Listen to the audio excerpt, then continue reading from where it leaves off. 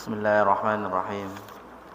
Assalamualaikum warahmatullahi wabarakatuh.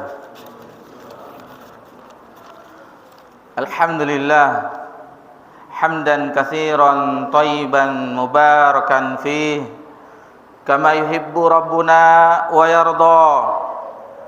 Asyhadu an la ilaha illallah wahdahu la syarikalah wa asyhadu anna Muhammadan abduhu wa rasuluh sallallahu alaihi wa ala alihi wa man sara ala nahjih wa tamassaka bi sunnati ila yaumiddin wa salaman tasliman katsira.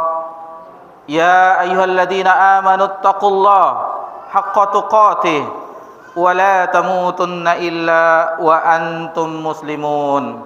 Amma ba'da. Yang pertama dan yang paling utama sekali, marilah kita bersama-sama memuji, bersyukur kehadiran Allah Subhanahu wa taala. Alhamdulillah, di malam yang berbahagia ini, setelah bertukarnya kalender Islam, karena pertemuan kita terakhir di bulan Zulhijjah tahun 1445 Hijriah, dan alhamdulillah di tanggal 23 Al-Muharram 1446 Hijriah bertepatan tanggal 28 Juli 2024 Masehi, Allah perjumpakan kita kembali di tempat yang mulia ini, di salah satu rumah Allah Subhanahu wa taala, untuk sama-sama kita belajar agama Allah Subhanahu wa taala, mendengarkan kalamullah Al-Quranul Karim, firman Allah Azza wa Jal, kemudian hadis-hadis Nabi kita tercinta Nabi Muhammad sallallahu alaihi wasallam. Meskipun bergantinya tahun, kita muhasabah atau introspeksi diri bukan hanya pergantian tahun, tetapi setiap hari. Yakinilah bapak-bapak, ibu-ibu yang semoga diberkahi dan dirahmati oleh Allah Subhanahu wa taala, setiap bergantinya hari maka hilanglah bagian dari kita. Sebagaimana ungkapan ulama kita terdahulu, Imam Hasan Al-Basri rahimallahu taala, salah seorang ulama dari generasi tabi'in, beliau mengatakan, mengingatkan kita, ya bani Adam, wahai anak cucu Adam, wahai manusia, innaka anta ayyam, sesungguhnya engkau adalah bilangan-bilangan hari.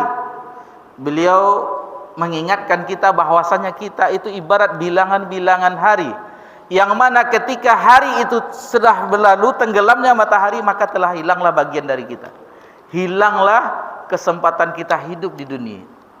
Jadi semakin terbenamnya matahari, bertukarnya hari, bukan tahun saja, hari, detik demi detik kita mendekati ajal kita.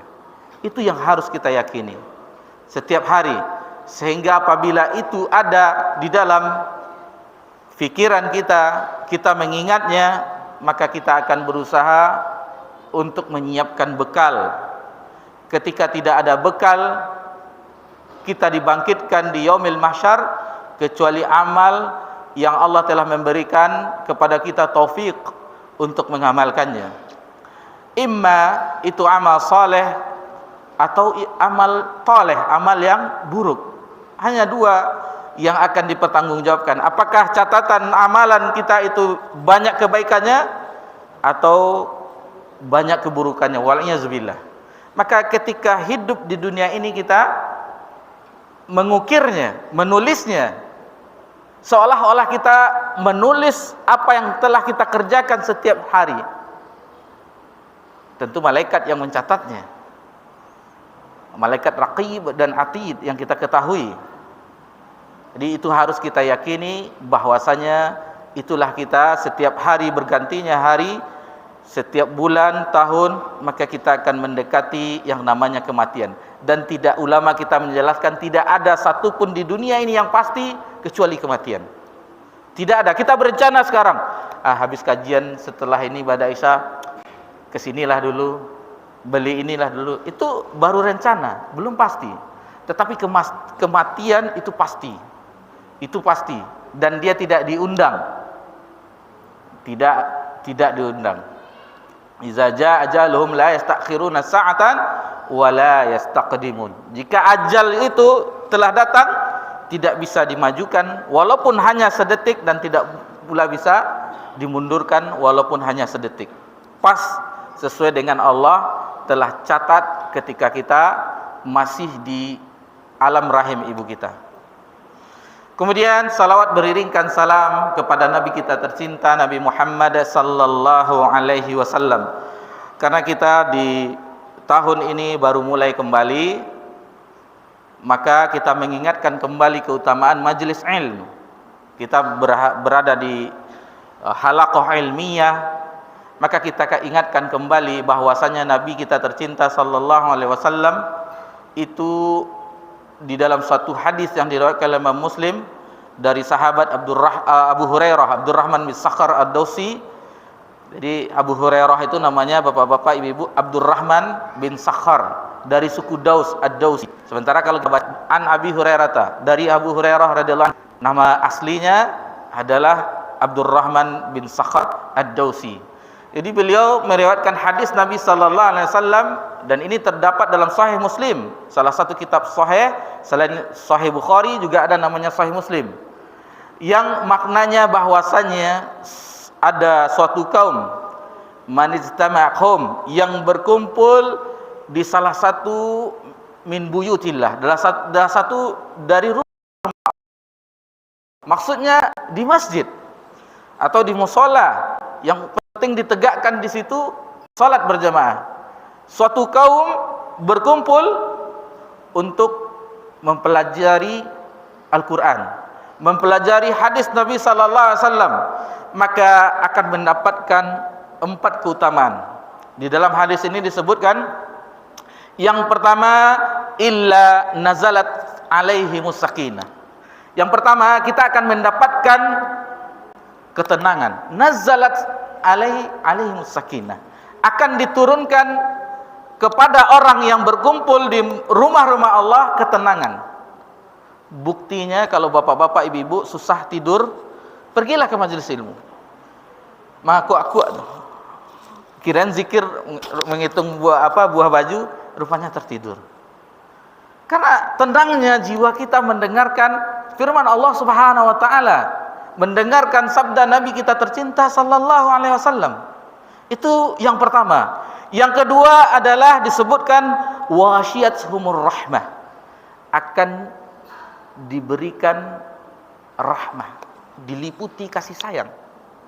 Kasih sayang Allah Subhanahu wa taala bagi orang-orang yang mau duduk di majelis ilmu untuk mendengarkan firman Allah dan hadis-hadis Nabi sallallahu alaihi wasallam.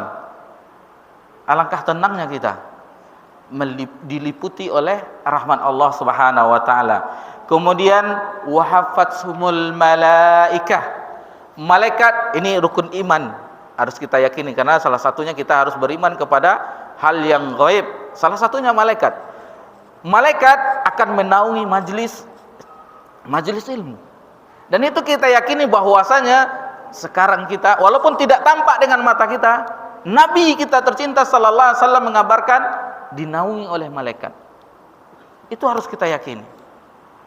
Malaikat yang mengepakkan sayapnya menaungi orang yang hadir di majlis ilmu, mempelajari agama Allah Subhanahu wa taala. Lalu yang keempat, wa dzakarumullahu fihinna indah. Maka Rasulullah SAW. Jadi orang yang duduk di majelis ilmu itu Allah menyebut namanya di hadapan makhluk di langit, di hadapan malaikat Allah sebut namanya. Si fulan bin fulan, lihatlah dia mempelajari agama Allah Subhanahu wa taala. Allahu akbar. Coba kita kalau disebut nama kita oleh pejabat atau Pak Presiden, Bapak Presiden, Bapak Jokowi nyebut nama kita, Bapak fulan, alangkah bahagianya kita.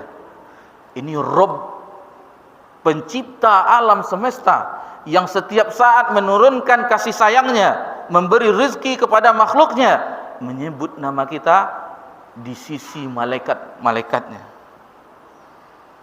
Alangkah berbahagianya nama kita disebut oleh Allah Rabbuna Jalla wa'ala. disebut nama kita, yang kita apalah kita yang tidak berbuat apa-apa, yang tidak ada amalan yang spesial yang kita persembahkan bagi Allah. Mungkin ada, itu pun tidak ikhlas, riyanya ada. Tetapi dengan berusaha kita hadir majelis ilmu, mudah-mudahan kita mendapatkan keutamaan tadi. Yang pertama, nazalat alaihimus sakinah, kemudian wa ghatatsumur rahmah, diberikan rahmat kasih sayang, wa hafatsumul malaikah, yang ketiga, dan nama kita wazkurus sumuhur indah, disebut nama kita di sisi Allah Subhanahu wa taala. Sebenarnya masih banyak keutamaan-keutamaan yang lainnya di majelis ilmu, tetapi di hadis itu cukup 4 itu. Insyaallah nanti mungkin di majelis-majelis lain akan kita ingatkan kembali hadis-hadis yang lain. Taib, Bapak-bapak, ibu-ibu yang semoga diberkahi dan dirahmati oleh Allah Subhanahu wa taala, melanjutkan pelajaran kita. Jadi bapak-bapak, ibu-ibu, mungkin yang ada yang pertama kali hadir di malam hari ini, kita membahas namanya kitabnya Bahjatul Qulubil Abrar, atau bahasa kita sederhananya Mutiara Hikmah Penyejuk Hati. Mutiara Hikmah Penyejuk Hati, yang disusun oleh Syekh Abdurrahman bin Nasir As-Sa'di rahimahullah ta'ala, dan beliau telah wafat, salah seorang ulama di abad yang lalu. Dan alhamdulillah ini adalah salah satu dari karya beliau yang kita bahas. Beliau mengumpulkan hadis-hadis Nabi sallallahu alaihi wasallam dari semua aspek. Maksudnya ada akidahnya, keimanan di situ, ada ibadahnya, ada akhlaknya, ada muamalahnya, ada yang cabang-cabang ilmu dari agama kita, dikumpulkan oleh salah seorang ulama kita. Jadi kita berjalan satu hadis demi satu hadis setiap pertemuan kita, maka mudah-mudahan itu akan menambahkan khasanah ilmiah tentang agama kita yang Allah turunkan kepada Nabi kita tercinta, Nabi Muhammad sallallahu alaihi wasallam. Bapak-bapak, ibu-ibu yang semoga diberkahi dan dirahmati oleh Allah Subhanahu wa taala, kita memasuki hadis yang ke-16. Hadis yang ke-16, yaitu hadis tersebut berbunyi an Abi Sirmata radhiyallahu anhu. Jadi hadis ini berasal dari sahabat yang mulia Abu Sirmah, semoga Allah meridainya. Dia berkata, qala Rasulullah sallallahu alaihi wasallam, telah bersabda Rasulullah sallallahu alaihi wasallam, man darallahu bih, barang siapa yang menimbulkan mudarat, niscaya Allah akan memudaratkannya. Kemudian wa man syaqqallahu alaihi, barang siapa yang mempersulit, niscaya Allah akan mempersulitnya. Hadis ini diriwayatkan oleh Imam At-Tirmizi dalam kitab sunannya, juga diriwayatkan oleh Imam Ibnu Majah. Jadi hadis ini terdapat dalam kitab sunan. Kita singgung, ada namanya Kutubus Sittah. Kalau bagi belajar agama, mahasiswa, pelajar, apa itu Kitabus Sittah? Termasuk kitab induk. Yang 2 sahih, Sahih Bukhari, Sahih Muslim. 4 sunan, Sunan At-Tirmizi, Sunan Abi Daud, Sunan Ibnu Majah, dan An-Nasa'i. Jadi 6 Kutubus Sittah, kitab hadis yang 6. Itu yang utama. Adapun yang lainnya masih banyak juga, seperti Musnad Imam Ahmad, kemudian At-Tabrani, Ad-Daraqutni, yang itu yang utama yang dijelaskan oleh para ulama kita, Kutubus Sittah tadi. Jadi ini diriwayatkan oleh Imam Tirmizi dan Ibnu Majah, dan ini dihasankan oleh Syekh Albani di dalam Sahih Sunan At-Tirmizi dan Sahih Sunan Ibnu Majah. Kita berkenalan sedikit dengan sahabat yang meriwayatkan hadis ini, an Abi Sirmah. Jadi disebutkan Abu Sirmah, siapa beliau? Jadi ini kunyah, namanya kunyah. Di dalam agama kita ada kunyah. Seperti Nabi sallallahu alaihi wasallam ada kunyahnya. Nabi sallallahu alaihi wasallam kunyahnya dipanggil Abul Qasim, karena salah satu putra dari Nabi sallallahu alaihi wasallam Qasim namanya, dan Abdullah itu dari istrinya Khadijah radhiyallahu anha. Kemudian 4 anak perempuan, Fatimah, Ruqayyah, Ummul Kulthum, dan satu lagi Zainab, putri Nabi SAW. 2 putra Nabi SAW ini wafat ketika kecil. Kebiasaan orang-orang Arab, apabila dia ada anak laki-laki yang paling besar, itu biasa dipanggil, misalnya namanya seperti Nabi Qasim, anak laki-lakinya yang tua dipanggil Abul Qasim, dipanggil Abul Qasim. Dan ini biasa di negeri kita sebenarnya. Kalau ada orang-orang dari utara, nama anaknya si Robert, bapaknya si Robert, maknya Juliet, itu udah biasa. Itu namanya kunyah. Tapi dalam bahasa kita, bapak si ini, nah, itu biasa. Itu namanya kunyah. Untuk apa? Tujuannya untuk memuliakan. Jadi Abu Sirmah ini nama aslinya adalah Malik bin Qais Al-Ansari, salah seorang sahabat dari suku Ansor, dari suku Ansor, dari Madinah, bukan dari Muhajirin, tapi dari orang Ansor yang menolong orang-orang Muhajirin ketika hijrah dari Mekah ke Madinah. Mereka lah yang menolong orang-orang Yathrib ketika itu sebelum berubah namanya menjadi Madinatul Rasul, atau yang kita kenal dengan Madinah Munawwarah. Beliau salah seorang sahabat yang ikut perang Badar. Jadi beliau veteran perang Badar. Salah satu keutamaannya orang yang mengikuti perang Badar adalah, pertama adalah orang-orang as-sabiquna awwalun, orang-orang yang pertama-tama masuk agama Islam, yang awal-awal menerima dakwah Nabi sallallahu alaihi wasallam. Dan beliau termasuk orang yang awal-awal dari kaum Ansar, Jadi ikut perang Badar. Salah satu keutamanya kata Nabi, if'alu ma syi'tum, lakukanlah apa sesukamu. Istilahnya Allah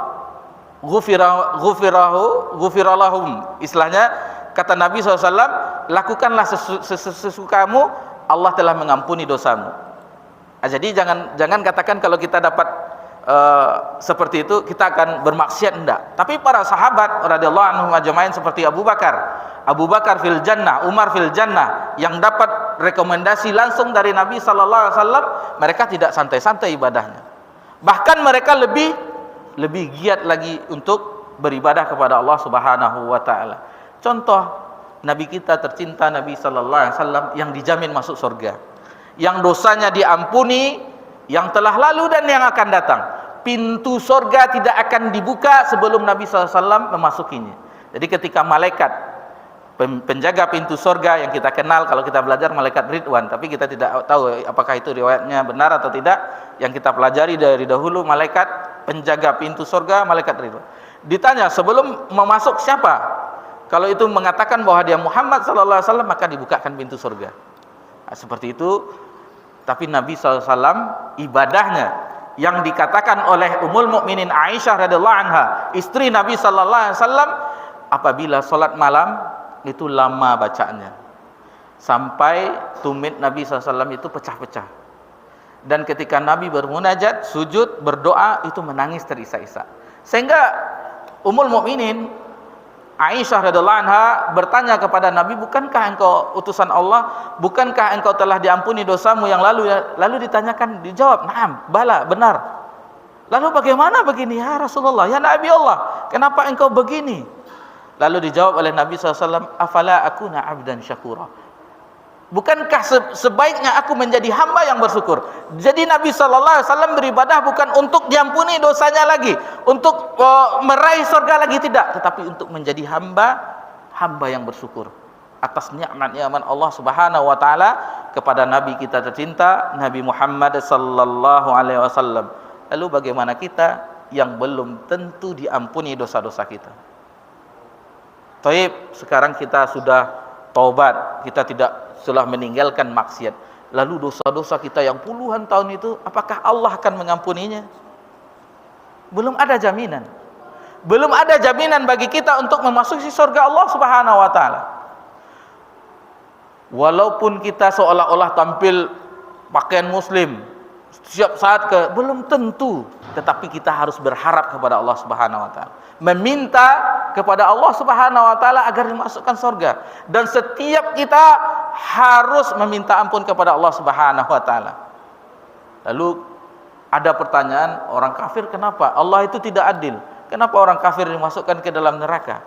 Allah setiap saat memberikannya nikmat berupa rezeki, udara yang dia hirup, lalu kehidupannya, dia mendapatkan makanan dari usahanya. Setiap saat air itu dari Allah Subhanahu wa taala. Setiap hari mendapatkan sinar matahari. Lalu sepanjang umurnya orang kafir itu tidak pernah mengucapkan Rabbighfirli, Robku ampunilah aku. Tidak pernah orang kafir itu. Jadi wajar mereka dicampakkan ke neraka Allah Subhanahu wa taala. Wajar mereka. Itulah keadilan Allah. Allah cuma meminta agar beriman kepadanya yang telah menciptakan langit dan bumi, yang telah memberikan rezeki, yang telah mengatur alam semesta. Kenapa tidak beriman? Lalu dalam bentuk kasih sayang Allah, Allah turunkan kitabnya. Allah turunkan kitabnya. Kalau seandainya kita mengetahui, kita tidak akan bosan membacanya. Firman Allah Subhanahu wa taala. Kata Utsman bin Affan, kalau jiwa seseorang itu bersih, dia tidak akan bosan dengan Al-Qur'anul Karim. Kemudian Allah utus nabinya. Allah utus nabi untuk menerangkan agama ini sebagai contoh untuk jalan menuju Allah Subhanahu wa taala.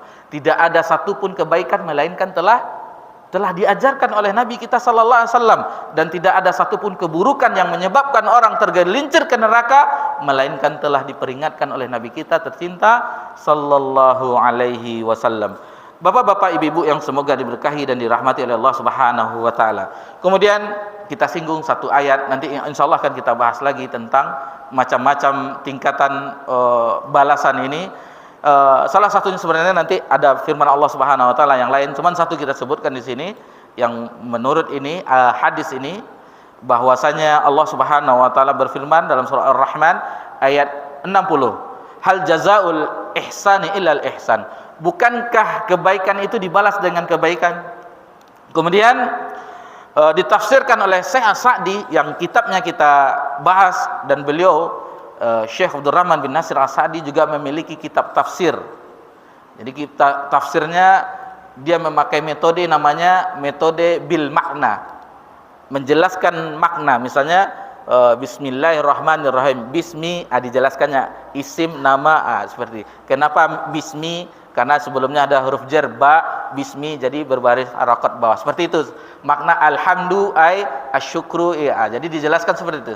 Dan Syekh Abdurrahman bin Nasir As-Sa'di yang kita bahas kitabnya ini juga memiliki kitab tafsir Taisir Karimur Rahman fi Tafsir Kalamil Manan. Itu nama kitab tafsirnya yang dikenal dengan Tafsir As-Sa'di.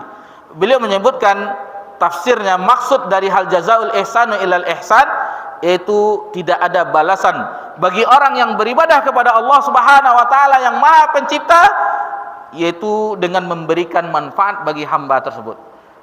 Kemudian Allah juga memberikan kepadanya balasan berupa kebaikan. Kemudian Allah memberikan kemenangan besar, kenikmatan abadi di akhirat kelak, dan kesejahteraan kedamaian. Maksudnya di surga Allah Subhanahu wa taala. Maka ada dua surga tinggi yang Allah akan bagi orang-orang yang didekatkan oleh Allah Subhanahu wa taala. Bapak-bapak, ibu-ibu yang semoga diberkahi dan dirahmati oleh Allah Subhanahu wa taala. Kemudian dari hadis Nabi sallallahu alaihi wasallam, di hadis yang lain, maka amalan itu sesuai dengan balasan sebagaimana disebutkan di sini. Nabi SAW menyebut man darallahu bih, barang siapa yang menimbulkan mudarat maka Allah akan memberikan mudarat kepadanya. Wa man syaqqallahu alaih, barang siapa yang mempersulit niscaya Allah akan mempersulitnya.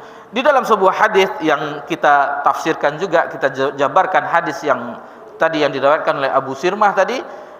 Hadis yang lain diriwayatkan oleh Muslim dari Abu Hurairah, man nafasa an mu'min kurbatan min kurbabil dunya, barang siapa yang dia meringankan kesulitan orang di dunia, balasannya nafasallahu anhu kurbatan min kurbi yaumil qiyamah, maka Allah akan memberikannya kelapangan di hari kiamat. Ketika dia telah memberi kelapangan terhadap hamba Allah di dunia, misalnya dengan membantunya, memberi nasihat, yang semuanya itu kebaikan, maka Allah akan ganti di akhirat. Allah akan balas di akhirat, itu Allah akan memberikan kemudahan di hari kiamat kelak. Kemudian waman yassara ala mu'syirin yassarallahu alaih, barang siapa yang mempermudah urusan, maka Allah akan permudahkan dia fid dunya wal akhirah, di dunia juga dan di akhirat. Jadi balasan Allah itu sangat banyak. Allah akan memberikannya kemudahan di dunia dan di akhirat. Kemudian waman satara musliman satarallahu fid dunya wal akhirah. Barang siapa yang menutup aib saudaranya di dunia. Jadi kalau kita tutup aib, ada orang mempunyai aib lalu kita tidak ceritakan, maka Allah akan tutup aib kita di akhirat kelak. Ketika di akhirat Allah akan tampakkan semuanya.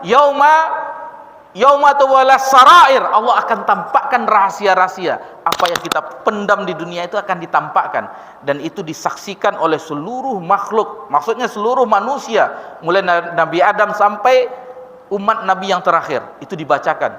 Si fulan, tanggal si fulan, begini dia. Aib kita disebutkan ke khalayak ramai.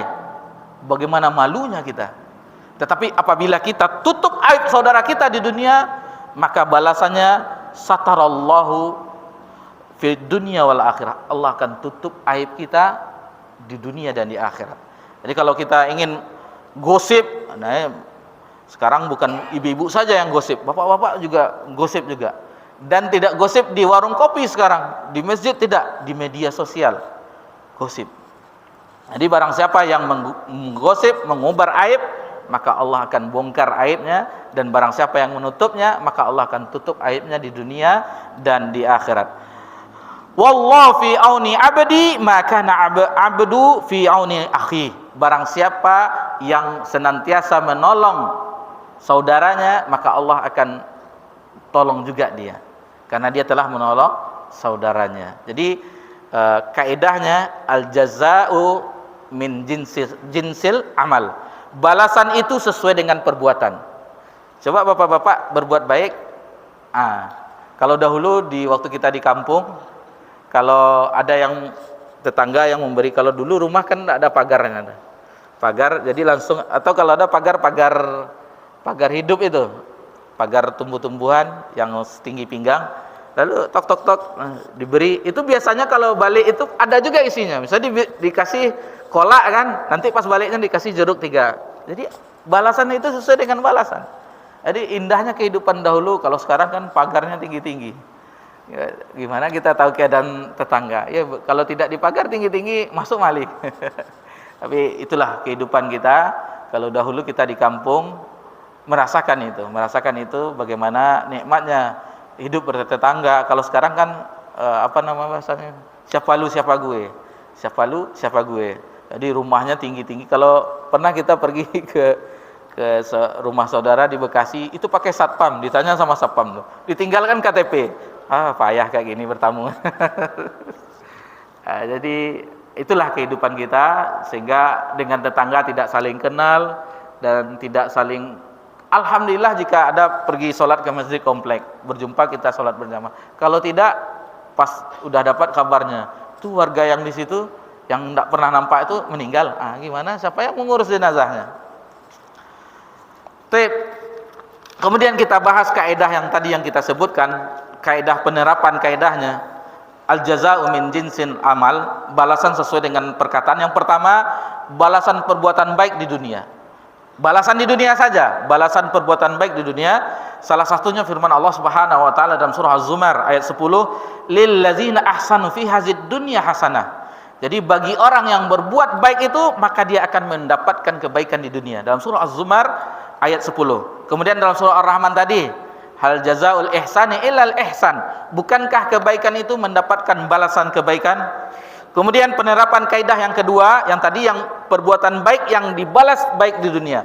Kemudian balasan perbuatan itu di akhirat. Jadi kalau kita berbuat baik itu balasannya di akhirat. Ini disebutkan oleh firman Allah Subhanahu wa taala dalam surah An-Nahl ayat 97, man amila sholihan min dzakarin wa unta. Barang siapa yang beramal soleh, baik dia laki-laki dan perempuan, wa huwa mu'min, dan dia beriman. Syaratnya beramal soleh, dia beriman. Jadi jangan beramal soleh saja tapi tidak beriman. Syaratnya dia beriman, wa huwa mu'min, falanuyannahu hayatan thayyibah. Maka Allah akan berikan kepadanya kehidupan yang baik. Walajziyannahum ajrahum bi ahsani ma kanu ya'malun, dan Allah akan membalas dengan balasan kebaikan terhadap apa yang telah dikerjakannya. Jadi apapun yang kita lakukan dalam bentuk kebaikan, Allah akan balas berlipat, minimal 10 kali lipat. Minimal 10 kali lipat. Dan itu sampai 700 kali lipat. Seperti sedekah sampai 700 kali lipat, dan sampai tidak terhingga. Seperti puasa. Puasa itu tidak terhingga. Nanti Allah yang akan membalasnya di akhirat. Tidak Allah sebutkan puasa itu dapat pahalanya 10 kali lipat, 700 kali lipat. Tidak. Tetapi puasa itu wa anna ajzibih, dalam hadis qudsi Allah berfirman, setiap amalan hamba itu falahu, baginya. Jadi jelas, barang siapa membuatkan kebaikan 10 kali lipat, barang siapa yang bersedekah 700 kali lipat atau lebih. Tetapi kalau puasa illa siyam, kata Allah tabaraka wa taala dalam sebuah hadis qudsi, kecuali puasa, wa anna ajzibi, dan aku yang akan membalasnya nanti di akhirat, balasannya di akhirat.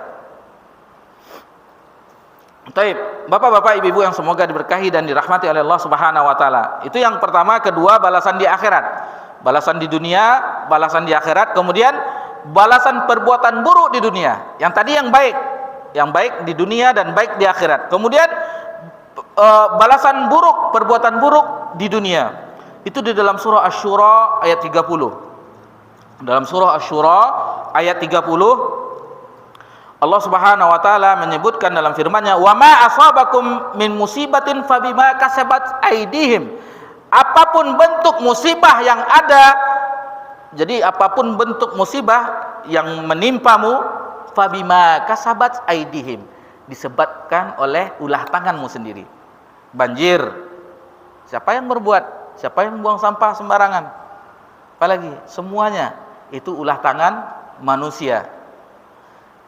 Bukankah maksiat itu mengundang bala Allah Subhanahu wa taala? Kalau sudah semarak zina, semarak orang minum khamar, itu akan mengundang azab Allah Subhanahu wa taala. Bukankah itu karena perbuatan tangan manusia sendiri? Wa ya'fu an katsir, tetapi Allah Subhanahu wa taala pada akhir ayat ini menyebutkan Allah akan banyak mengampuni kesalahan. Itulah Allah, Maha Pengampun. Allah Rabbuna tabaraka wa ta'ala. Bayangkan Allah saking sayangnya kepada hambanya, makhluknya, kita tetap bermaksiat misalnya, Allah tetap berikan kita rezeki darinya, kelangsungan kehidupan kita. Itulah Allah Subhanahu wa ta'ala, maha pengasih. Dan di dalam sebuah hadis disebutkan Allah itu memiliki 100 rahmat. Kasih sayang Allah itu 100, dan 1 telah diturunkan ke dunia. Dengan 1 rahmat kasih sayang Allah itu semua dibagi, mulai dari diciptakan langit dan bumi sampai kiamat, mulai dari hewan buas, binatang buas memiliki kasih sayang kepada anaknya, itu yang 1 rahmat yang dibagi tersebut. Kasih sayang orang tua, ibu kepada anaknya, kasih sayang suami dengan istrinya, kasih sayang hewan, sampai hewan tidak mau menginjak anaknya. Itu rahmat kasih sayang yang Allah turunkan 1 tersebut. Kata Nabi SAW, 99-nya nanti di akhirat, di sorga. Coba kita kalau aneh, coba kita pikir yang waras, yang kita renungkan. 1 rahmat kita berebut-rebut. Orang kafir pun mendapatkan rahmat tersebut, hewan pun mendapatkan. Berburu-buru kita dengan 1 yang sedikit itu, lalu melupakan yang 99 di surga Allah Subhanahu wa taala. Kan aneh kita. Coba kalau kita mengetahui hakikat kehidupan ini, otomatis kita berlomba-lomba dengan 99 rahmat yang Allah sediakan di surganya tersebut. Bapak-bapak, ibu-ibu yang semoga diberkahi dan dirahmati oleh Allah Subhanahu wa taala. Kemudian tadi balasan buruk di dunia. Jadi 4 tadi, al jaza min jinsil amal, penerapannya yaitu kebaikan dibalas di dunia yang pertama. Yang kedua, kebaikan yang dibalas di akhirat. Kemudian yang ketiga, balasan buruk di dunia. Jadi perbuatan buruk yang dibalas di dunia. Dan yang keempat, perbuatan buruk yang dibalas di akhirat. Sebagaimana seperti kesyirikan. Kita ambil contoh yang paling besar. Allah Subhanahu wa taala menyebutkan dalam surah Al-Maidah ayat 7, "Innahu may yusyrik billah." Barang siapa yang mempersekutukan Allah, berbuat musyrik, mencari tandingan kepada Allah selain Allah, lalu dia mencari tandingan, ada Tuhan yang lain, ada yang disembah yang lain, maka diancam dengan faqad harrama alaihi al-jannah, maka Allah haramkan baginya surga. Wa ma'wahun nar, tempat kembalinya adalah neraka. Wa malidh-dhalimina min ansar, dan tidak ada satupun penolong bagi orang-orang yang berbuat zalim. Atau dalam surah Al-Bayyinah, innal ladzina kafaru min ahlil kitabi wal musyrikina fi nari jahannam khalidina fiha ulaika hum syarrul bariyah. Jadi yang paling buruk itu bukan hewan. Yang paling buruk itu bukan hewan. Makhluk Allah yang paling buruk itu orang kafir dan orang musyrik. Allah mengatakan ulaika hum syarrul bariyah, mereka itulah seburuk-buruk makhluk. Seburuk-buruk makhluk, orang yang kafir, orang yang berbuat syirik kepada Allah Subhanahu wa taala. Jadi itu 4 penerapannya. Adapun yang akan kita bahas yang lainnya, bahwasanya tentang mudarat tadi, tentang mudarat. Jadi hadis ini yang berkaitan tentang poin yang ketiga tadi. Apa balasan perbuatan buruk di dunia? Man syaqqa syaqqallahu bih, wa man darra darrallahu alaih. Terbaik man darra dulu. Man darra darrallahu bih, wa man syaqqa syaqqallahu alaih. Jadi barang siapa yang memberikan mudarat, maka Allah akan memudaratkannya, memberikannya mudarat. Dan barang siapa yang mempersulit, maka Allah juga mempersulitnya. Dan ini ada hadis Nabi yang lain, la darara wa la dirara. Tidak boleh memberikan mudarat dan tidak boleh mendatangkan mudarat. Jadi ini bagaimana kita harus menahan diri kita. Apalagi ada orang yang berurusan kalau seandainya bisa dimudahkan, untuk apa dipersulit? Seharusnya seperti itu. Jangan dibalik. Ini terkadang kita mengurus dibalik. Selagi bisa dipersulit, mengapain dipermudah? Kan diperbalik. Seharusnya selagi bisa dipermudah, untuk apa dipersulit? Kadang kita ngurus buat KTP dipersulit, memperpanjang ini dipersulit, mempanjang apa dimudahkan dah, selesai. Dimudahkan semuanya. Sehingga mengurus paspor dipersulit. Sebenarnya sekarang sudah mudah semuanya dengan online, karena sekarang sudah sistem digital, di booking dulu, di lewat aplikasi. Seperti kemarin ada yang buat paspor, jadi antriannya di online dulu, lalu dibawa berkasnya pada hari tersebut yang dipilih baru datang. Sebenarnya dimudahkan juga sebenarnya dengan zaman digital, tidak zaman dahulu yang harus bawa berkasnya datang pagi-pagi, tidak. Baik, Bapak-bapak, Ibu-ibu yang semoga diberkahi dan dirahmati oleh Allah Subhanahu wa taala. Kemudian ya sebenarnya banyak bagian-bagiannya, seperti muamalah, kita tidak boleh mempersulit orang. Seperti orang yang telah memberikan kita pinjaman, jangan dipersulit orang dengan tidak membayarnya. Begitu juga dengan orang tua kepada anaknya, seandainya anaknya memang butuh untuk kebutuhan, beli sesuatu untuk sekolahnya, berikan saja. Jangan dipersulit, istilahnya paling untuk beli paket atau segala macamnya. Kapan kita untuk mempercayai anak-anak? Tetapi anak-anak juga harus pengertian, karena orang tua. Tapi sayangnya kita di majelis jarang sekarang pemuda itu yang hadir. Mahasiswa, pelajar itu jarang.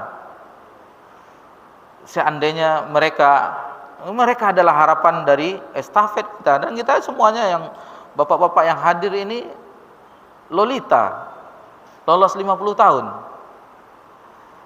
Kalau dapat yang remaja-remaja itu, karena mereka lah yang akan menggantikan. Seharusnya mereka ada kajian remajanya, Pak Salman.